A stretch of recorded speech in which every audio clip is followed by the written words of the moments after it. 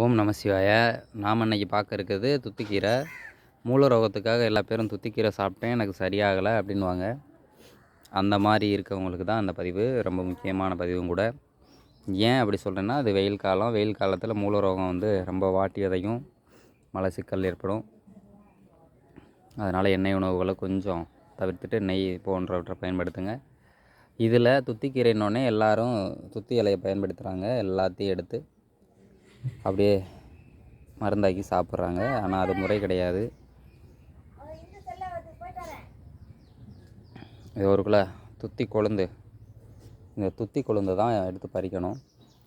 இந்த துத்தி கொழுந்தை எடுத்து இந்த துத்தி கொழுந்து இலைகளை பறித்து மருந்தாக பயன்படுத்தும் போது அது முழுமையாக வேலை செய்யும். துத்தி கொழுந்தும் சின்ன வெங்காயமும் மூல ரோகத்துக்கு ரொம்ப நல்லது. இரத்த மூலம், உள் மூலம், வெளி மூலம், எந்த வகையான மூலமாக இருந்தாலும் சரி துத்தி கொழுந்து பயன்படுத்தணும்.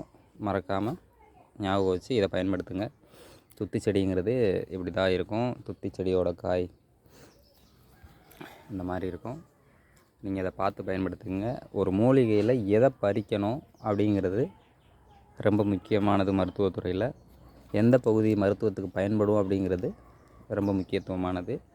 கொஞ்சம் துத்தி இலையாகப்பட்டது முத்தி இருந்துச்சு அப்படின்னு சொன்னால் அது ஒரு முறப்பாக இருக்கும். அந்த சாஃப்ட்னஸ்ட்டு ரொம்ப கம்மியாக இருக்கும். அதை பயன்படுத்தும் போது முழுமையான வேலைப்பாடு கிடைக்காது. சாதாரணமாக இதை கீரை வச்சு கூட சமைச்சு சாப்பிட்லாம். வெங்காயம், தக்காளி, பச்சை மிளகாலாம் போட்டு நல்லா வேக வச்சு கீரையாக சாப்பிட்லாம்.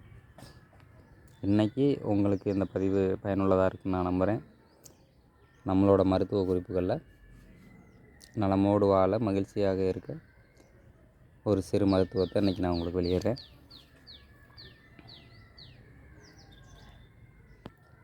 நான் உங்கள் சித்தர் முத்தையா. நீங்கள் என்னோடய குரூப்பை சப்ஸ்கிரைப் பண்ணுங்கள், பெல் பட்டனில் கிளிக் பண்ணுங்கள், முடிஞ்சால் கமெண்ட் பண்ணுங்கள். உங்களுக்கு எப்படி இது பயனுள்ளதாக இருந்தது அப்படிங்கிறத நீங்கள் குறிப்பாக வெளிப்படுத்தும் பொழுது தான் தெரியும். அதனால் உங்களோட குறிப்புகளை பயன்படுத்துங்க.